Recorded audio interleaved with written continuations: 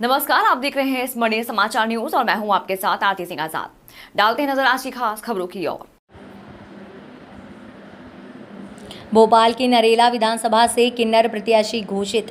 भोपाल परिवर्तन party of India द्वारा मध्य प्रदेश की राजधानी भोपाल में बड़ी घोषणा करते हुए किन्नर समाज से प्रत्याशी घोषित किया।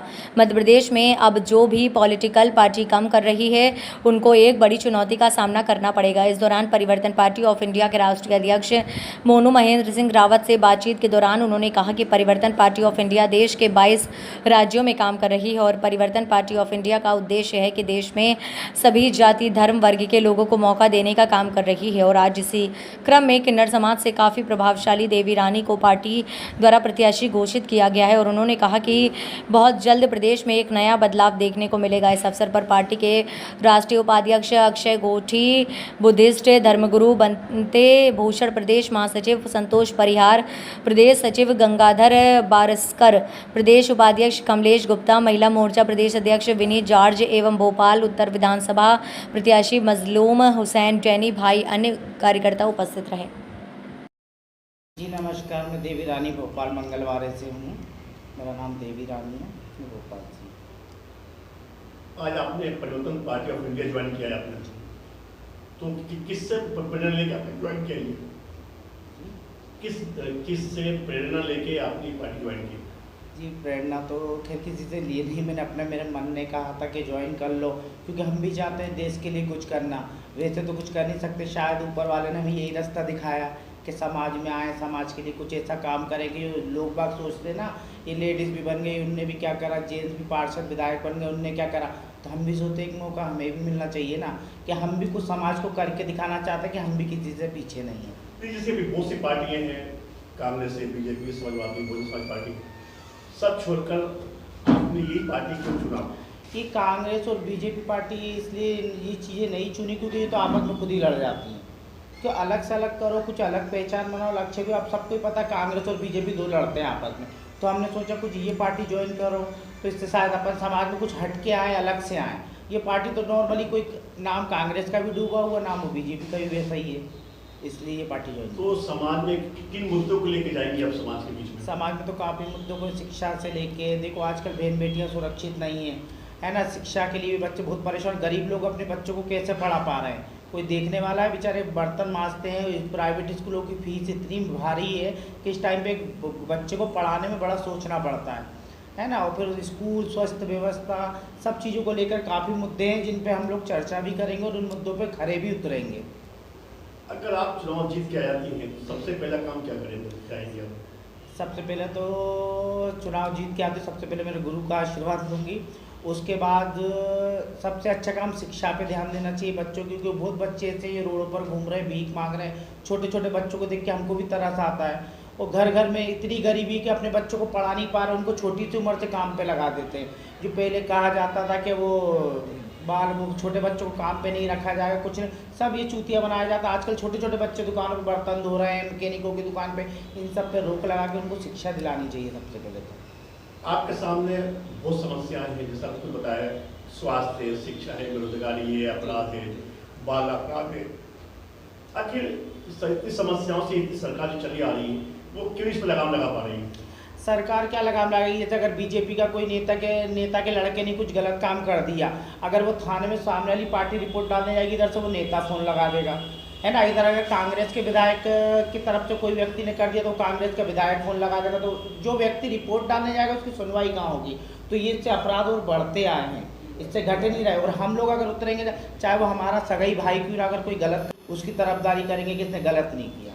मतलब आपने कहीं ना कहीं ठान लिया है जी कि समाज से हटके काम करेंगे, समाज के लिए काम करेंगे, समाज हित के लिए काम करेंगे। जी बिल्कुल बिल्कुल, दिल से ठाना है कि समाज में खड़े उतरेंगे।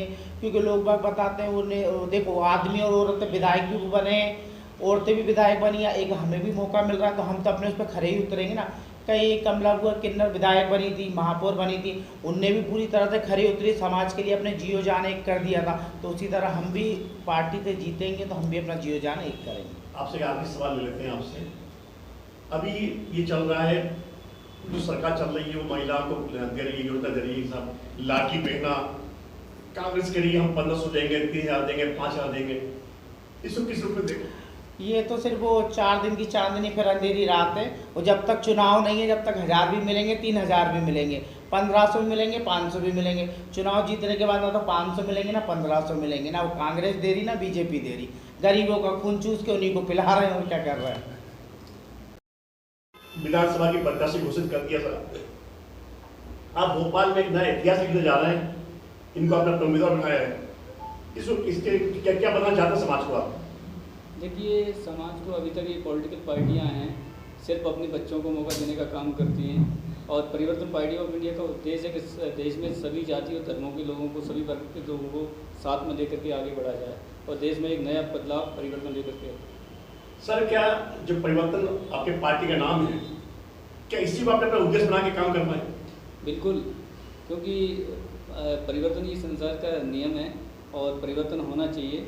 आज के हालात आप देखते आ रहे हैं, क्योंकि देश और प्रदेश के हालात बहुत बदतर होते जा रहे हैं। इसी को लेकर परिवर्तन पार्टी ऑफ इंडिया की शुरुआत की गई है और परिवर्तन पार्टी ऑफ इंडिया देश के 22 राज्यों में काम कर रही है और आने वाले विधानसभा चुनाव में 4 राज्यों में चुनाव लड़ने की हमारी तैयारी है और मध्य प्रदेश की 230 विधानसभाओं पर चुनाव लड़ने जा रहे हैं, जिसमें आज रानी देवी जी को भोपाल के नरेला से फाइनल किया है और आने वाले समय में आपके ग्वालियर, इंदौर और जबलपुर से एक कैंडिडेट होती है। सर, आपकी पार्टी अगर जीतती है तो फिर क्या क्या परिवर्तन देखने को मिलेगा?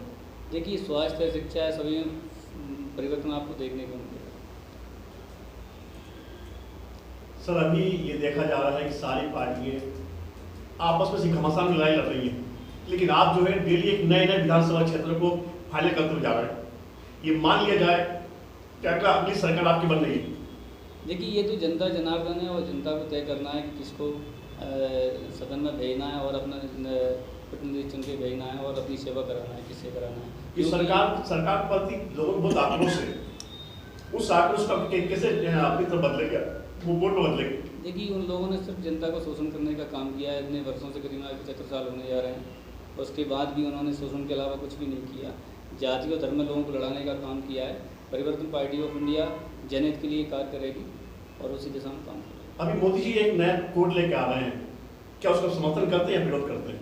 देखिए, परिवर्तन पार्टी ऑफ इंडिया जो इन्होंने कई कोड भी लेके आए हैं और उन्होंने कई योजनाएं लेकर के आए हैं, किसानों के उसमें भी लेकर के आए थे, सभी का विरोध किया है, क्योंकि जो जनहित के लिए नहीं है उसका परिवर्तन पार्टी ऑफ इंडिया विरोध किया। सर, ये मान लिया जाए कि आप आने वाला जो भारत है उसकी भविष्य की आप अभी इतिहास लिखने जा रहे हैं, नई कहानी लिखने जा रहे हैं? नहीं, बिल्कुल, अगर जनता जनार्दन का अगर आशीर्वाद सहयोग रहा तो एक नया बदलाव आपको पूरे देश के अंदर देखने को मिलेगा। नमस्कार, मैं अक्षय गोठी, परिवर्तन पार्टी ऑफ इंडिया का राष्ट्रीय उपाध्यक्ष हूँ। मोदी जी, पूरे मध्य प्रदेश में अभी एक बहस चल रही है, पब्लिक में कहा जा रहा है कि कांग्रेस बीजेपी छोड़ के एक नई पार्टी, नई शक्ति या कहती कि नए दल की लोग तलाश कर रहे हैं। बिल्कुल बिल्कुल।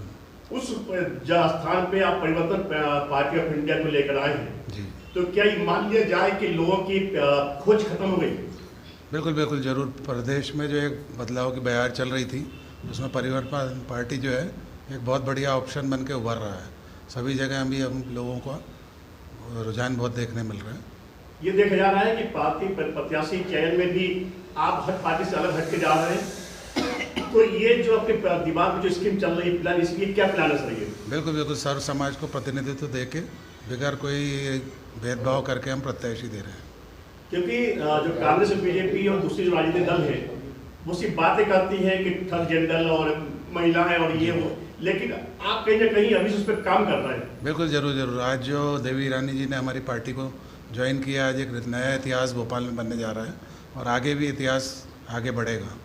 तो सर, ये मान लिया जाए कि आपने उन राजनीतिक दलों को आईना दिखा रहे हैं या समाज को आईना दिखा रहे हैं? समाज को हम पूरा मदद करने की कोशिश कर रहे हैं और समाज को अच्छा प्रतिनिधित्व मिले, इसका ध्यान रख रहे हैं।